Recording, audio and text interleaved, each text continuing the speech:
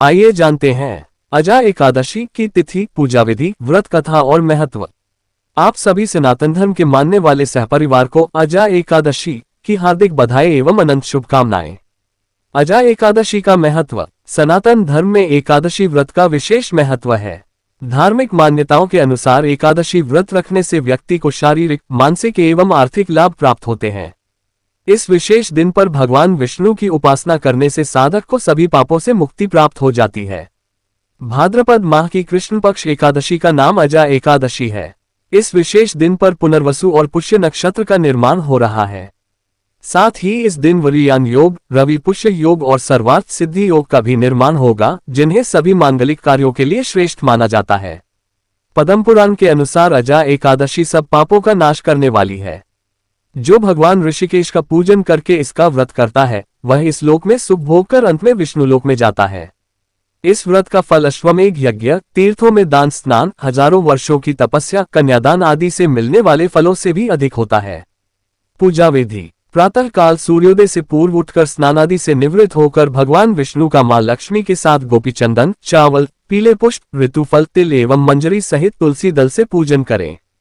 दिन भर निराहार रहते हुए शाम को फलाहार कर सकते हैं। एकादशी के दिन विष्णु सहस्त्रनाम का पाठ करने से भगवान विष्णु की विशेष कृपा प्राप्त होती है। यदि आप किसी कारण से व्रत नहीं कर सकते हैं तो इस दिन मन में विष्णु भगवान का ध्यान करते हुए सात्विक रहें, झूठ न बोले, किसी का मन नहीं दुखाएं एवं पर निंदा से बचें। एकादशी के दिन चावल नहीं खाना चाहिए। अजा एकादशी का व्रत। भक्त बड़े उत्साह और भक्ति के साथ अजा एकादशी की तैयारी करते हैं। इस शुभ दिन से जुड़े विशिष्ट अनुष्ठान इस प्रकार हैं। उपवास। अजा एकादशी का सबसे महत्वपूर्ण पहलू उपवास है। इस दिन भक्त अनाज, दालें और कुछ सब्जियों का सेवन करने से परहेज करते हैं। व्रत एकादशी के दिन सूर्योदय से शुरू होता है और अगले दिन द्वादशी के सूर्योदय तक जारी रहता है। व्रत कथा। अजा एकादशी के दिन भक्त व्रत कथा या इस एकादशी से जुड़ी पौराणिक कथा सुनते हैं।